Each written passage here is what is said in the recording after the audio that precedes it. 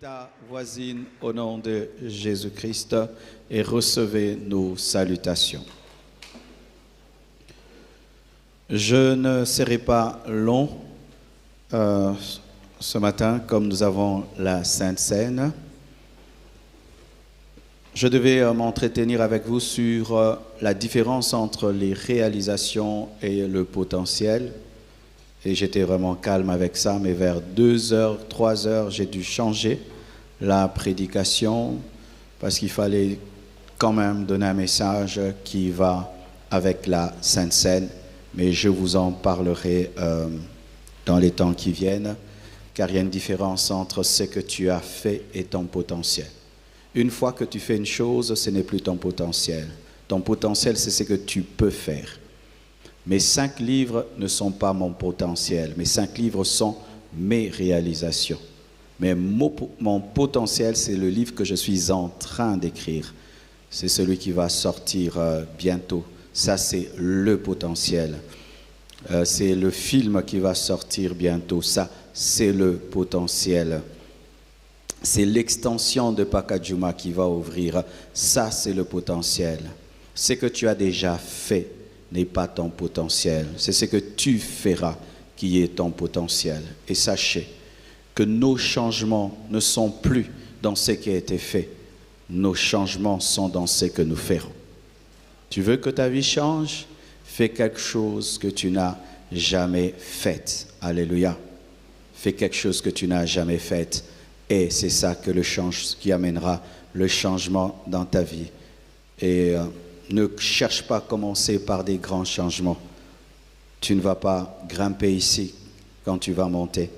Tu vas mettre ton pied sur la première marche, et puis la seconde, et puis troisième, quatrième, jusqu'à ce que tu seras là. Ton problème, c'est que tu veux changer ta vie du coup, quitter les carreaux et te retrouver à la chair, alors que tu dois faire une chose qui n'est pas difficile, mais qui est nouvelle. Regardez dans vos vies, toute chose nouvelle que vous pouvez faire, faites-la. Ça va vous préparer à faire des choses nouvelles qui sont difficiles. Lorsque tu veux changer ta vie, commence par changer des choses faciles. Et puis tu vas changer les choses difficiles. Alléluia. C'est comme ça que tu peux. Lorsque je ne fais plus le sport, et que je dois reprendre avec le sport, je ne vais pas directement vers les poulies là avec 30 kilos, 40 kilos, non. Je recommence seulement à faire 10 pompages. Je recommence encore avec un peu de corde, un peu de vélo. C'est pas difficile. Mais quand j'ai le goût avec ça, alors je vais reprendre, et puis je vais reprendre, et puis je vais retrouver mon haut niveau. Alléluia. Il en est de même aussi pour tout ce que tu vas changer dans ta vie. Ne commence pas par des grandes choses. Tu veux commencer à lire un livre? Lis seulement l'introduction du livre. C'est tout. Ça te donne un goût. Ça va te captiver. Et puis tu vas continuer. Et puis tu vas finir pour toute chose dans ta vie. Tu vas prendre une langue. Eh bien, fais même l'effort de te renseigner sur une école. Et ensuite, et ensuite. Amen. Le changement est caché dans des très petites choses. Pour ce matin, nous allons parler sur le thème « Toujours garde ton dépôt ». Est-ce que ce séminaire t'a béni? Amen. Alors, aujourd'hui, le sous-thème dans « Garde ton dépôt », c'est « N'oublie pas ». Dis à ton voisin de droite « N'oublie pas ». Celui de gauche, celui de devant, celui de derrière, celui qui n'a pas oublié. Nous sommes debout, nous allons lire la parole du Seigneur.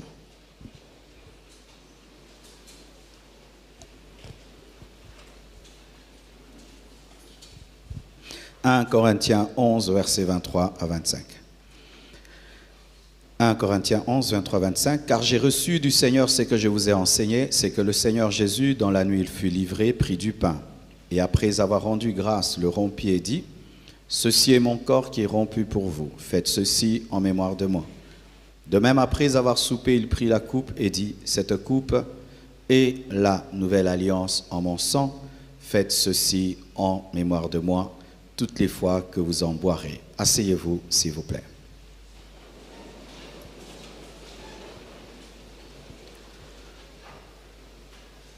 Paul répète Jésus.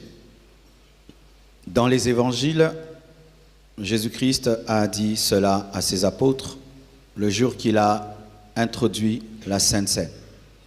Lorsqu'il leur donnait le pain, lorsqu'il leur donnait le vin, le pain symbole de son corps sans péché qui devait être brisé pour eux, et le sang et le vin symbole de son sang qui devait être versé pour une nouvelle alliance. Paul n'était pas là le jour-là. Paul est le disciple de Jésus, l'apôtre de Jésus, qui a été choisi après la Pentecôte. Donc il n'était pas là. Et donc les autres apôtres le lui ont dit. Et Paul, 2 fois de suite, il répète « en mémoire de moi, en mémoire de moi ». Nous savons que dans la parole de Dieu, rien n'est écrit au hasard. Lorsque dans 3 versets, un mot revient 2 fois, donc il est très important. Pourquoi Jésus-Christ a-t-il dit 2 fois « Faites ceci en mémoire de moi, faites ceci en mémoire de moi ». Parce qu'il était conscient que l'homme oublie vite et facilement. L'homme peut entrer dans une chose et oublier celui qui a commencé la chose. L'homme peut même demander un travail et puis il oublie pourquoi il travaille et même pour qui il travaille. L'homme peut entrer dans le christianisme et oublier Jésus. Et je vous assure, il y a tellement de chrétiens comme ça qui viennent à l'église, ils ne pensent qu'au pasteur Marcelo. Il a oublié que c'est l'église de Jésus. Il vient à l'église, il ne pense qu'à la bénédiction, au miracle, au prodige. Il ne pense pas à Jésus. Aujourd'hui, le christianisme a plus de 2000 ans d'existence. Ça fait beaucoup. Mais peut-être que nous allons atteindre 5000 ans d'existence parce que nous ne savons pas quand est-ce que Jésus reviendra. Si Jésus revenait en l'an 5000, est-ce que nous nous souviendrons toujours de lui? Je vous assure, mes frères, le christianisme a beaucoup changé. Il y a même des Bibles qui sont sorties, qui enlèvent des versets. Il y a des prédicateurs qui prêchent des choses, tu te dis, est-ce que c'est la Bible qu'ils lisent? Pourquoi? Parce qu'avec le temps, l'homme oublie. C'est pourquoi la Sainte Seine a été donnée, afin que les chrétiens n'oublient pas que s'ils sont chrétiens, c'est parce que quelqu'un est mort, ressuscité, et que celui qui est ressuscité revient. C'est pour qu'ils sachent qu'ils ont été sauvés par la grâce. C'est pour qu'ils sachent que le centre de la vie chrétienne n'est pas l'Église, n'est pas le ministère, n'est pas l'onction, n'est pas la bénédiction, mais c'est Jésus. Et lorsque nous lisons Exode 13, versets 6 à 9, la Bible dit, pendant 7 jours, tu mangeras des pains sans levain. Et le 7e jour, il y aura une fête en l'honneur de l'Éternel. Il s'agit de l'instauration de la Pâque, qui est un parallèle de la Sainte Seine. Si tu veux comprendre la Sainte Seine, tu dois comprendre la fête de la Pâque. On mangera des pains sans levain. On nous parle du pain, comme dans la Sainte Seine. Pendant les 7 jours, on ne verra point chez toi de pain levé, levure, symbole du péché. Et Jésus est l'homme sans péché. Et l'on ne verra point chez toi de levain dans toute l'étendue de ton pays. Tu diras alors à ton fils, c'est en mémoire, vous voyez, dans la Sainte Seine, on dit mémoire, dans la Pâque, on dit aussi mémoire. C'est en mémoire de ce que l'Éternel a fait pour moi lorsque je suis sorti de l'Égypte, pour nous, du paganisme. Ce sera pour toi comme un signe sur ta main et comme un souvenir entre tes yeux, afin que la loi de l'Éternel soit dans ta bouche, car c'est par sa main puissante que l'Éternel t'a fait sortir d'Égypte. Tu observeras cette ordonnance au temps fixé, d'année en année. Jésus donne la Sainte Seine pour que l'Église ne l'oublie pas. L'Éternel, dans l'Ancien Testament, donne à Israël la Pâque pour qu'Israël ne l'oublie pas. Pour qu'Israël n'oublie pas. que s'il est sorti de l'Égypte, ce n'est pas parce que Moïse était puissant. Ce n'est pas parce que l'armée était puissante.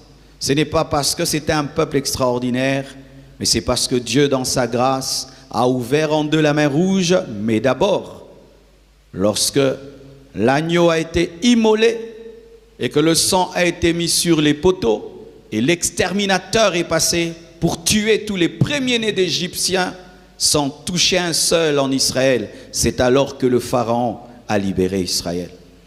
Tous les fléaux qui sont tombés sur l'Égypte n'ont pas délivré Israël. L'eau changée en sang n'a pas délivré Israël. Le bâton de Moïse qui a avalé les bâtons des magiciens n'a pas délivré Israël. Mais c'est seulement lorsque le sang des agneaux a été versé sur les linteaux que la mort a frappé les premiers-nés d'Égypte qu'Israël a été délivré, symbole de l'offrande de Christ. Israël ne devait pas oublier que Dieu les avait délivrés de l'Égypte. L'Église ne doit pas oublier que c'est Jésus qui nous a délivrés du péché. C'est pourquoi en Israël, dans Esdras 4, verset 15, la Bible dit qu'on fasse des recherches dans les livres de mémoire de tes pères. Et tu trouveras et tu verras dans le livre des mémoires que cette ville est une ville rebelle, funeste au roi et aux provinces. Et qu'on s'y est livré à la révolte dès le temps ancien. C'est pourquoi cette ville a été détruite. Il y avait une culture en Israël, c'est qu'on écrivait l'histoire. Et c'est très important. Un peuple qui oublie son histoire revivra son passé. Alléluia. Et vraiment ça, nous devons imiter des Juifs, apprendre à nous rappeler. Les Congolais oublient très facilement. Il y a même des blagues qui passent comme ça sur les Congolais. On dit, si le Congolais est fâché contre toi, tiens ferme, pendant un mois, il va oublier. C'est vrai, nous devons pardonner. Mais si nous sommes un peuple qui oublie son histoire, l'histoire ne fera que se répéter. Et Israël écrivait l'histoire. Pourquoi? Pour ne pas oublier les délivrances de l'Éternel, les erreurs commises, les engagements faits, les alliances faites. Dieu voulait avoir un peuple qui n'oublie pas. Comment est-ce que Mardochée a été élevé? Un jour, le roi demande, ne trouve pas le sommeil et demande qu'on lui lise les livres des chroniques. Et commence à lire, et quelque part il est écrit que des eunuques ont voulu tuer le roi. Et Mardochée l'en avait prévenu. Et il dit, qu'est-ce qu'on a donné à cet homme? Rien. C'est comme ça que Mardochée était élevé, parce que le roi lisait les livres des mémoires des pères. Deutéronome 32, verset 17 à 18, un verset formidable. La Bible dit, ils ont sacrifié à des idoles qui ne sont pas Dieu, à des dieux qu'ils ne connaissaient point, nouveaux venus depuis peu. Dieu appelle les faux dieux des nouveaux venus. Nouveaux venus depuis peu, et que vos pères n'avaient pas craint. Tu as abandonné le rocher qui t'a fait naître, dans d'autres versions. Tu as abandonné le rocher d'où tu as été tiré, et tu as oublié le lieu qui t'a engendré. Quand est-ce qu'Israël tombait dans l'idolâtrie? Quand est-ce qu'Israël adorait des pierres, adorait des démons, Baal, Astarté? C'est lorsqu'il oubliait l'Éternel. C'est lorsqu'il oubliait que c'est l'Éternel qui l'a créé. Ils sont sortis d'Abraham, sortis d'Isaac, sortis de Jacob pour devenir cette puissante nation. Si Dieu n'avait pas appelé Abraham, n'avait pas appelé Isaac, n'avait pas appelé Jacob, Israël ne serait rien. Chaque fois qu'ils oubliaient leur histoire, leur source, leurs origines, ils tombaient dans l'idolâtrie. Chaque fois que l'Église oublie Jésus, l'Église tombe dans l'idolâtrie. Chaque fois que le chrétien oublie son histoire, il tombe dans l'idolâtrie. L'idolâtrie, ce n'est pas seulement se plier devant une statue. L'idolâtrie, c'est ne plus faire de Dieu ta priorité. L'idolâtrie, c'est aimer quelqu'un ou quelque chose plus que Dieu. L'idolâtrie, c'est aimer tes rêves, tes ambitions plus que Dieu. L'idolâtrie, c'est aimer toi-même plus que Dieu. L'idolâtrie, c'est aimer même sa bénédiction plus que Dieu. Chaque fois qu'Israël oubliait qu'il était tiré de l'Éternel, tiré de l'Égypte, tiré d'Abraham, Israël tombait dans l'idolâtrie. Pourquoi? il ne faut pas oublier. Quelle est la place de la mémoire dans la spiritualité? Quelle est la place de se souvenir dans la spiritualité? Quelle est la place d'avoir un cerveau qui fonctionne dans la spiritualité? Quelle est la place d'avoir des souvenirs dans la spiritualité? Pourquoi il ne faut pas oublier? Parce que il est impossible de garder un dépôt si on a oublié ce qu'on y garde. Si j'ai un dépôt de sucre et de lait, mais j'oublie que j'y garde le lait, un voleur viendra, il me vole tout le lait, je serai calme parce que j'ai oublié que dans mon dépôt, il y a aussi du lait. On ne garde que ce qu'on connaît. Tout ce que tu ignores n'est pas à toi. Même si c'est dans ta vie. Tout ce que tu ignores, même si c'est dans ta vie, n'est pas à toi et n'est plus à toi. Parce que nous ne gardons que ce que nous connaissons. Et connaître, c'est se souvenir. C'est pourquoi l'élève qui se souvient du cours est premier et celui qui oublie est dernier. Parce que l'intelligence, c'est aussi se souvenir.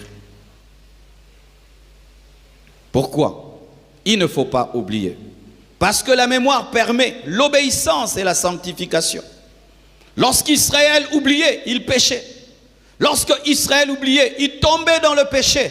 Pourquoi? Parce que tu dois te souvenir de la parole de Dieu pour obéir. Tu dois te souvenir que Dieu existe pour le craindre. Tu dois te souvenir que Dieu a dit ne fais pas pour ne pas faire. C'est pourquoi quand tu oublies la Bible, tu oublies la parole, tu oublies les enseignements, c'est dangereux. Tu vas oublier de te sanctifier. Pourquoi il ne faut pas oublier? Parce que la mémoire permet la gratitude et la loyauté. Chaque fois qu'Israël se souvenait des prodiges et des miracles que Dieu avait accomplis, Israël était dans la gratitude, était dans la loyauté. Mais chaque fois qu'Israël oubliait, Israël était déloyal. Parce que la mémoire déclenche l'amour. Lorsque David s'est rappelé, s'est souvenu de tous les bienfaits de Jonathan, il a dit, est-ce qu'il y a un descendant de Jonathan quelque part? C'est sa mémoire. Il s'est souvenu qu'un fils de roi, un prince a pris soin de lui. Un prince l'a aidé quand il était berger. Et lui, il devient roi. Il se dit, qu'est-ce que je peux faire? Parce qu'il s'est rappelé. Si David était amnésique et qu'il avait oublié qu'un prince l'avait aidé, il n'allait jamais aider Méphibosheth. Tu sais pourquoi tu es ingrat? C'est parce que tu as une courte mémoire. Tu ne te souviens que des choses d'hier.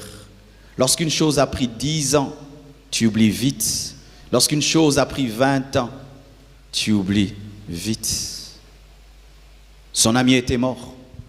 Son ami n'était plus là, mais sa mémoire était là. Et il a fait du bien à son ami à titre posthume.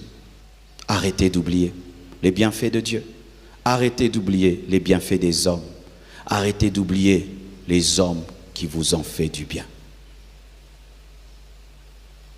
Pourquoi faut-il se rappeler? Parce que la mémoire déclenche la fidélité. Anne a dit à Dieu. Vous savez, quand on parle dans la souffrance, on parle beaucoup. Mais quand la souffrance s'en va, on oublie vite. C'est pourquoi lorsque quelqu'un parle sur la souffrance, il faut attendre qu'il se calme. Et Anne était dans la souffrance, elle était dans l'agonie.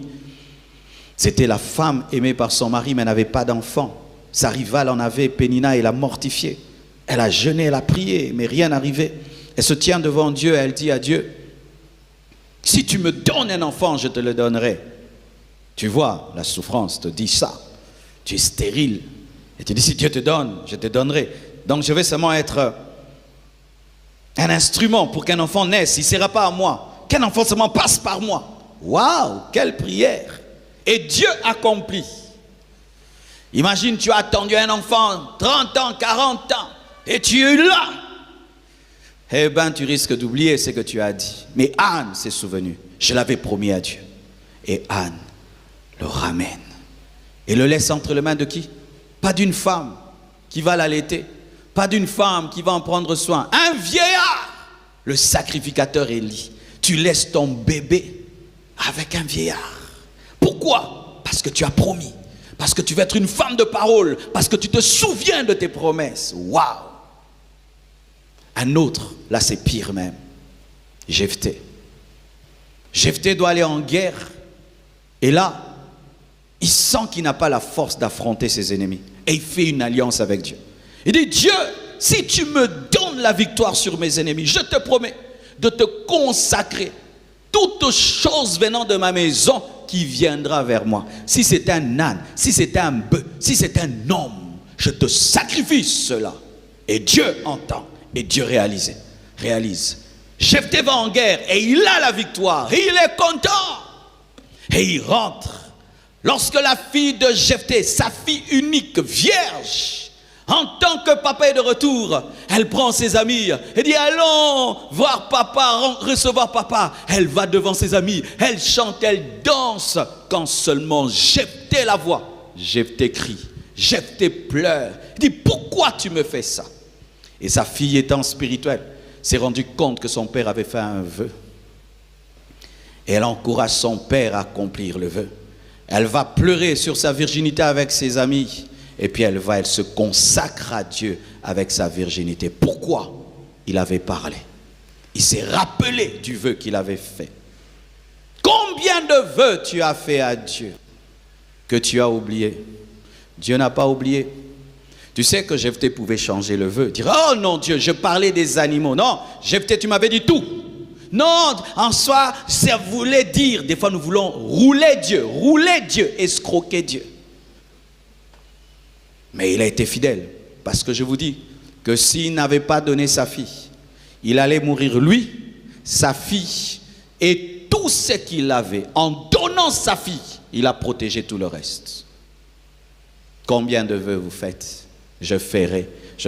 Vous prenez des enveloppes. Je vais chanter dans la chorale. Et on doit te suivre pour chanter dans la chorale. Je vais être protocolaire. Il faut qu'on t'appelle pour que tu sois au protocole. Alors que c'est toi-même qui as dit je serai protocole. Toi-même tu es entré dans un département. Aujourd'hui c'est nous qui te rappelons ton vœu. Qui a rappelé à Jephthé son vœu? Qui a rappelé à Anne son vœu? Nous disons Dieu de Anne, Dieu de Jephthé. Es-tu sérieux comme Jephthé? Même quand tu as fait un vœu et tu étais un enfant, Dieu t'a pris au sérieux. Je vous ai raconté mon histoire. J'ai fait un vœu à l'âge de 21 ans que j'allais ouvrir un orphelinat à mes frères. Jusqu'à 45 ans, je n'avais pas ouvert l'orphelinat. Un jour, j'étais en train de prêcher et je parlais dans la Bible. Il est écrit, j'avais faim, tu n'es pas venu, tu m'as pas nourri, j'étais nu, tu m'as pas habillé. Et puis Dieu m'a dit, c'est toi. J'ai dit, quoi? C'est toi. Je suis nu. J'ai faim, mais tu ne prends pas soin de moi. J'ai dit, comment ça? Tu m'avais promis un orphelinat. Tu accomplis ça cette année. Frères, sœurs, j'avais 21 ans. Il y a longtemps, hein? Très longtemps. Mais en Dieu, il n'y a pas de longtemps. Tout ce que tu as dit, que tu sais avoir dit, tu l'as dit. Même quand tu avais 14 ans, tu l'as dit. Même quand tu avais 13 ans, tu l'as dit.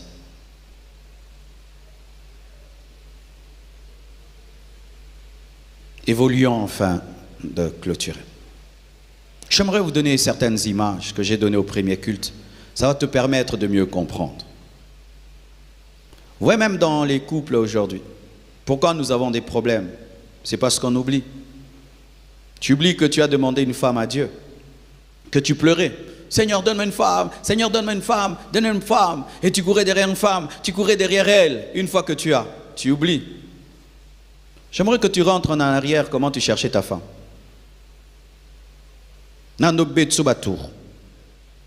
Sous la pluie, tu attendais. Comment t'envoyais les chiens? Et tu courais comme Carl Lewis. Mais tu revenais encore. Maintenant, la même femme-là, regarde comment tu la maltraites. Regarde comment tu priais pour avoir un mari. Et tu disais, quand j'aurai un mari, je vais prendre soin de lui. Regarde comment tu maltraites cet homme. Regarde comment tu fais souffrir cet homme. Regarde comment tu priais pour que Dieu te donne un enfant. Et Dieu t'a donné un enfant. Mais tu maltraites cet enfant. Regarde comment tu as demandé des choses à Dieu. Et Dieu te les a accordées. Mais regarde comment tu es en train de négliger ce que Dieu t'a donné.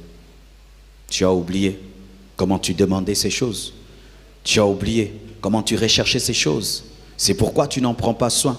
Parce que tu as oublié. ton histoire. Un fils qui oublie ce que ses parents ont fait pour lui sera ingrat. Qu'est-ce qui nous rend reconnaissants? C'est la mémoire. C'est pourquoi ayez des photos de votre enfance. Si même tu as une photo avec ta maman qui te porte, garde jalousement cette photo. Si tu as une photo avec ton père qui te porte, garde jalousement cette photo. Lorsque tu voudrais être ingrat, tu te rappelleras que cet homme a pris soin de toi, que cette femme a pris soin de toi. Un fils spirituel, quand est-ce qu'il devient rebelle?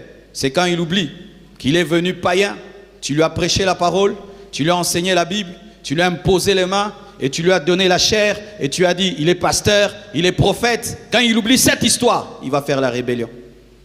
La rébellion est toujours causée par l'amnésie de l'histoire.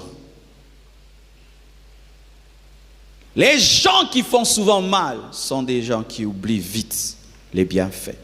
C'est difficile de faire du mal à quelqu'un lorsque tu te souviens des bienfaits. C'est pourquoi lorsqu'on veut faire du mal à quelqu'un, qu'est-ce qu'on fait? On fait tout pour oublier. Oublier l'histoire. Oublier l'histoire. Et quand on te rappelle l'histoire, oh arrêtez de me dire ça. Pourquoi? Parce que l'histoire va amortir ta méchanceté. Alléluia. Quand est-ce qu'un oint perd l'onction? C'est quand il oublie qu'il est oint. Quand il veut vivre comme tout le monde. Ah, moi aussi je dois aller dans les boîtes de nuit, être comme tout le monde. Pourquoi? Il a oublié qu'il est oint. Je suis sûr que Samson oubliait souvent qu'il était oint. Avoir une telle vie avec l'onction, c'est sûr que des fois il oublie. Je me souviens lorsque je suis devenu nouvellement pasteur et que j'étais avec mes frères. Ils me disaient, Marcelo, toi tu es tout le temps pasteur. Tout le temps pasteur. J'ai dit, oui, je suis tout le temps pasteur. Moi, je suis tout le temps pasteur. Tout le temps pasteur. Même en babouche, j'ai toujours conscience que je suis pasteur. Tout le temps, je suis pasteur. Je me souviens dernièrement, je suis descendu de l'avion. J'étais à l'aéroport, je vois deux filles qui viennent. Pasteur, une photo, pasteur, une photo. Tu vois, tu descends d'un avion, tu es à l'aéroport, une photo. Tu peux oublier que tu es pasteur. Ah, j'ai dit, ma fille, avec un tel habit. Elle était étonnée. Oh, comment tu pars déshabillé avec une photo? Je suis toujours pasteur. Je ne peux pas prendre une photo avec toi avec un tel habit. Alléluia. Eh bien, oui, il y a des choses comme ça quand tu oublies. J'étais dernièrement dans un hôtel. Je sors de l'hôtel et de ma chambre et je vois deux filles. Elles étaient en peignoir. Oh, pasteur Marcelo, oui. J'ai dit, oui, ma soeur. Oh, gloire à Dieu. C'était des sœurs, des enfants de Dieu. Elles venaient de se faire des massages. Elles avaient un peignoir. Une photo, j'ai dit, hâte à vous-même. Là, vous voulez tuer mon ministère. Si on me voit une photo avec deux filles en peignoir, c'est n'a j'ai dit, maman, pardon. Je n'oublie pas que j'ai l'onction. N'oublie pas qui tu es. Un lion est un lion tout le temps. Le matin, à midi, le soir, un lion est un lion tout le temps. Tout le temps, un lion est un lion. Certains, même quand ils vont en vacances, Dieu est en vacances aussi. Je suis en vacances, il pêche. Et puis quand il revient au travail, là maintenant il travaille. Non, même en vacances tu respires, même en vacances tu dois te sanctifier. Un oint qui oublie qu'il est oint se mélangera. Un chrétien qui oublie le prix qui a été payé pour son salut n'adorera pas. Tu sais pourquoi des fois tu n'adores pas? Parce que tu adores sans la mémoire. Je vais te donner un secret pour adorer Dieu. Si tu te tiens devant Dieu pour adorer, et tu es là, je vais te dire des choses, tu vas dire Jésus, je t'aime, et puis tu vas t'arrêter. Commence maintenant à adorer avec la mémoire qui fonctionne. Tu regardes ta vie et tu vois comment Jésus t'a sauvé. Oh Seigneur, merci. Tu regardes la maison que Dieu t'a donnée. Oh Dieu, tu es fidèle. Tu regardes les enfants que Dieu t'a donnés. Seigneur, merci pour ta grâce. Tu regardes la femme que Dieu t'a donnée. Merci pour ta bonté. Tu regardes le ministère qui est en train de grandir. Seigneur, ce n'est que toi. Tu vas adorer, tu vas louer. Mais quand tu te tiens devant Dieu, sans la mémoire, tu vas prier quelques minutes, mais si tu viens avec la mémoire, tu seras un adorateur. Rappelez-vous. Rappelez-vous, un jour tu as eu un accident, Jésus t'a sauvé. Un jour tu étais malade, Jésus t'a guéri. Un jour tu as demandé, il t'a donné. Rappelez-vous. Mes frères et sœurs, une église qui oublie Jésus ne se préparera pas à l'enlèvement. Parce que l'enlèvement, c'est un mariage. Une fiancée qui oublie son fiancé ne se mariera pas. J'ai vu quand Tony et Sarah préparaient leur mariage. C'était, Sarah t'appelle, Tony. Tony t'appelle, Sarah. Pourquoi? Quand ils se sont connus, c'était un peu Sarah, un peu Tony. Plus on allait vers le mariage, c'est Tony, Sarah, Tony. Et plus l'église va vers l'enlèvement, c'est Jésus. Si vraiment tu attends l'enlèvement, tu parleras de ton fiancé Jésus, car il revient bientôt. Si réellement, Église, tu attends l'enlèvement, dans ton cœur et dans ta bouche, il y aura Jésus. Mais lorsque Jésus quitte tes pensées, tu es loin de l'enlèvement. Une église qui oublie Jésus ne sera pas enlevé.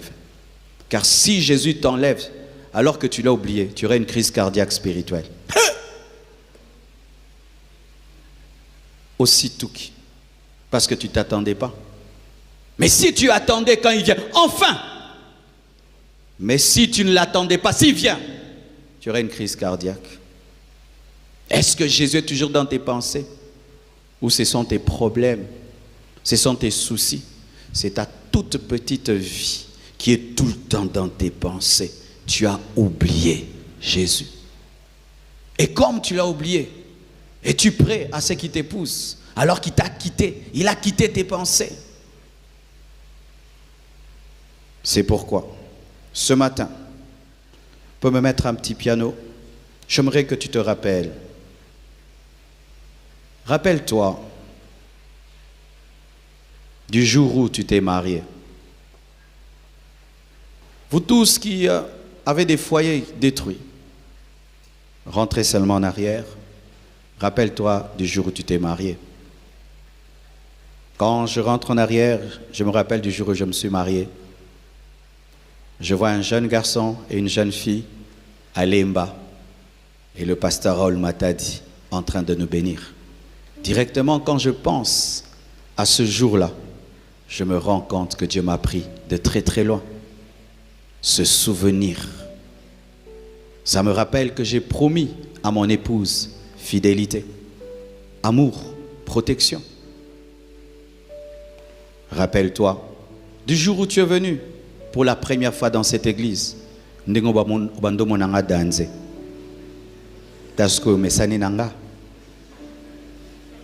Quand tu es venu, tu étais nouveau venu à l'église. C'était waouh! Maintenant, tu dors quand je prêche.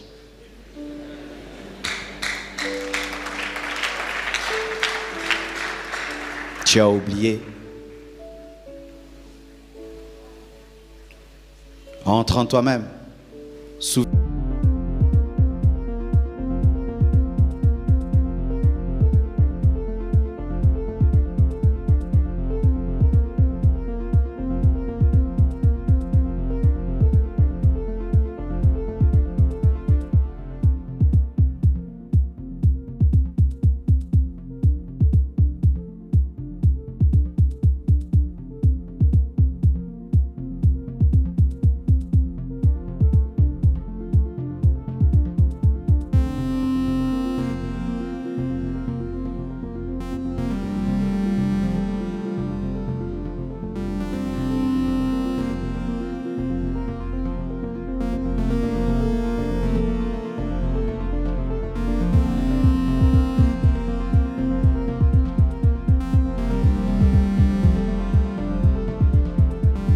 Souviens-toi du jour où tu as promis à Dieu des grandes choses. Un jour, tu as promis à Dieu des grandes choses. Rentre en arrière. Rappelle-toi. Rappelle-toi du jour où tu as prêché pour la première fois. Je me rappelle du jour où j'ai prêché pour la première fois à une foule d'11 personnes. J'ai tremblé. Après 5 minutes, je n'avais rien à dire, mais j'étais essoufflé. Ce qui fait qu'aujourd'hui, je ne peux pas me moquer de toi quand tu prêches mal. Parce que moi aussi, hier, je ne prêchais pas bien. Rappelle-toi des temps où tu luttais toi aussi avec un péché. Rappelle-toi quand tu étais un faux frère qui péchait. Je me souviens un jour, le pasteur a invité quelqu'un à l'église. Il a donné un puissant message. Ça m'a touché. Le pasteur m'invite, viens prier pour les possédés. J'ai dit non, pasteur, je suis dedans. On m'amène dans le coin, on prie pour moi, et puis je rentre. C'est pourquoi je ne peux pas me moquer de toi quand tu pêches, quand tu tombes. Parce que moi aussi au début, j'avais des faiblesses. Et mon père spirituel m'a supporté. Et aujourd'hui, je suis devenu fort. Je me souviens, ça m'humilie et je te respecte. Rappelle-toi. Rappelle-toi de ton premier voyage, quand tu es monté dans ton premier avion. Comment tu priais à chaque fois que l'avion bougeait. Aujourd'hui, tu dors en business class. Mais rappelle-toi, comment tu as rendu grâce à Dieu quand tu es entré dans ton premier avion. Oh merci Jésus, moi aussi. Mais aujourd'hui, c'est devenu normal. Tu as oublié. Rappelle-toi, quand tu as loué ta première maison, comment tu avais trouvé extraordinaire ta maison chambre-salon. Et tu disais, Dieu m'a béni. Aujourd'hui, c'est devenu normal que tu aies ta grande maison. Rappelle-toi. Rappelle-toi quand tu as eu ton premier enfant. Comment tu as dit, oh Dieu, je suis devenu un responsable. Je ne détruirai pas ma vie parce que cet enfant dépend de moi. Rappelle-toi. Rappelle-toi du jour où tu as donné ta vie à Jésus. Qui se souvient comment tu pleurais, comment tu sentais le ciel et tu disais, Seigneur, même si je n'ai rien, comme je t'ai, ça me suffit. Rappelle-toi du jour où tu as parlé en langue pour la première fois, comment tu as trouvé cela merveilleux. Rappelle-toi du jour de ton baptême. Je me souviens quand on m'a baptisé, c'était Angélie, le pasteur Vicky, dans l'eau sale, mais pour moi c'était propre, tellement que je voulais accomplir la volonté de Dieu. Rappelle-toi du jour où on a prié pour ta délivrance et les démons sont sortis de toi, afin que tu sois humble aujourd'hui, car tu as une histoire. Rappelle-toi comment un jour tu as frôlé la mort et Dieu t'a sorti de là. Rappelle-toi. Rappelle-toi des promesses que tu as faites à Dieu. Rappelle-toi. Rappelle-toi de Jésus. Mes frères et sœurs, Satan veut nous rendre amnésiques. Satan veut qu'on puisse oublier tellement de choses, afin que nous soyons remplis d'ingratitude et que nous soyons des mauvaises personnes. Les mauvaises personnes oublient. Les mauvaises personnes oublient les bienfaits. Les mauvaises personnes n'ont pas de souvenirs. Les mauvaises personnes ne sont que dans le présent, alors que la vie n'est pas faite que du présent. La vie est faite du passé. La vie n'est pas faite que du futur. La vie est faite aussi du passé. L'homme qui peut respecter le passé vivra heureux dans le présent et dans le futur. J'ai peur. J'ai très peur des personnes qui ne parlent jamais de leur passé. J'ai peur des personnes qui aiment faire oublier leur passé. Ce sont souvent des ingrats et des orgueilleux. J'ai peur des personnes qui parlent des gens qui les ont aidés comme si rien n'a été fait. J'ai peur des personnes qui ne parlent que de maintenant et de demain et qui ne parlent pas du passé. Notre salut est dans le passé. Le tombeau vide est dans le passé. La résurrection est dans le passé. La croix est dans le passé. Il n'y a pas le millénium sans le tombeau vide. Il n'y a pas la nouvelle Jérusalem céleste sans le tombeau vide. Arrêtez d'oublier. Tu vas remarquer que les amis que tu as gardés dans ta vie sont attachés aussi au passé. Tu vas remarquer que les personnes qui manifestent de la gratitude envers toi tiennent compte du passé. Tu vas remarquer que même les hommes de Dieu sérieux tiennent compte du passé. La vie n'est pas bâtie que sur le présent. La vie n'est pas bâtie que sur le futur. N'oubliez pas. N'oubliez pas pourquoi nous sommes ici. Nous ne sommes pas ici pour Marcelo. Nous ne sommes pas ici pour la compassion. Nous ne sommes pas ici parce que c'est dimanche. Nous sommes ici grâce à Jésus. Nous sommes ici parce que le Fils de Dieu est mort, qu'il a versé son sang pour qu'il y ait une église. C'est pourquoi nous sommes là. C'est Jésus qui nous rassemble. C'est Jésus notre centre. C'est Jésus notre but. C'est Jésus. Si Jésus cesse d'être le centre, nous sommes perdus. Pourquoi Jésus a-t-il fouetté les tables?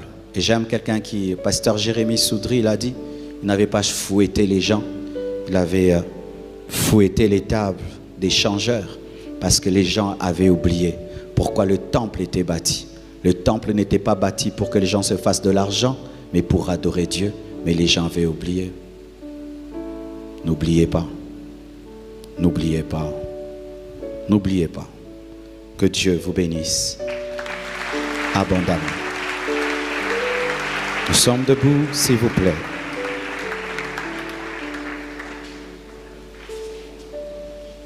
Je ne peux imaginer combien ça coûterait. À la croix, tu as pris ma place. Jésus s'est donné. Je ne peux imaginer combien ça coûterait. À la croix, il a pris ma place. Jésus s'est donné. Je ne peux imaginer combien ça coûterait. À la croix, il a pris ma place. Jésus s'est donné.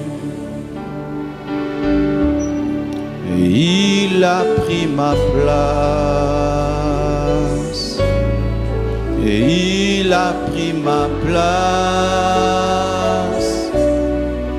Il a pris ma place. Jésus s'est donné. Il a pris ma place. Il a pris ma place. Il a pris ma place. Il a pris ma place. Il a pris ma place. Jésus s'est donné. Il est fidèle. Il est fidèle.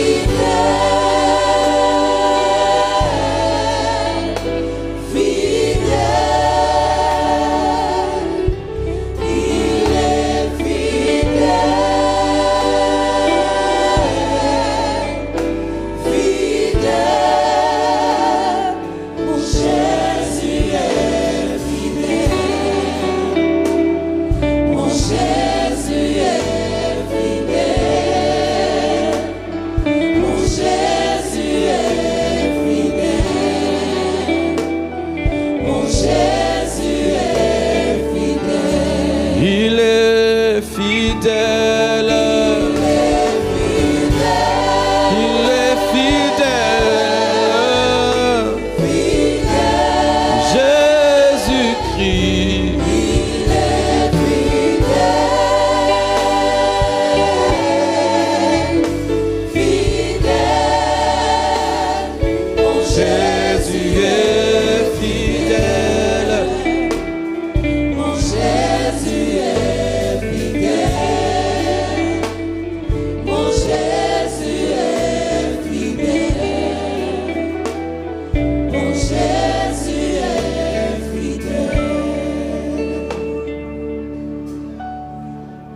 Merci Seigneur pour ta présence ce matin. Merci Saint-Esprit pour ta présence ce matin. Je demande que tu bénisses ce saint repas que nous allons partager. Je demande l'action et l'onction du Saint-Esprit, ta bénédiction, ta puissance, la guérison des malades, la transformation des vies par ton esprit.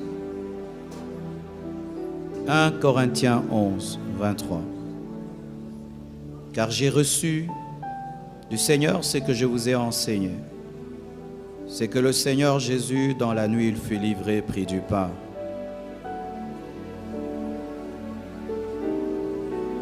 Et après avoir rendu grâce, le rompit et dit, ceci est mon corps qui est rompu pour vous. Faites ceci en mémoire de moi.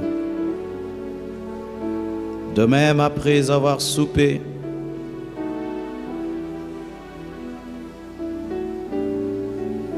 il prit la coupe et dit, cette coupe est la nouvelle alliance en mon sang. Faites ceci en mémoire de moi, toutes les fois que vous en boirez. Père, Père, Père, je demande ta grâce et ta faveur sur chacun de nous. Rends-nous dignes de nous approcher de cette table et que ta puissance y opère et que ton plan ce matin se réalise et s'impose. Que tout ce que tu as prévu de faire, de réaliser, d'accomplir se manifeste au milieu de nous, au nom de Jésus. J'ai ainsi prié. Amen.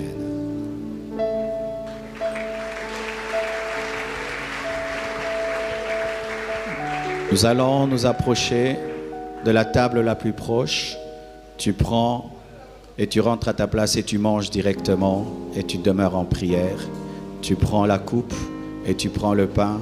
Quand tu rentres à ta place, tu manges, tu bois et tu demeures en prière. Nous ne nous cognons pas, il y en aura pour chacun de nous. Soyons en prière. Approchons-nous s'il vous plaît. Et si tu nous suis sur Internet, tu peux faire cela chez toi à la maison. Tu cherches du pain, tu cherches du jus de raisin, tu les bénis et tu manges en mémoire de Jésus. Approchons-nous s'il vous plaît.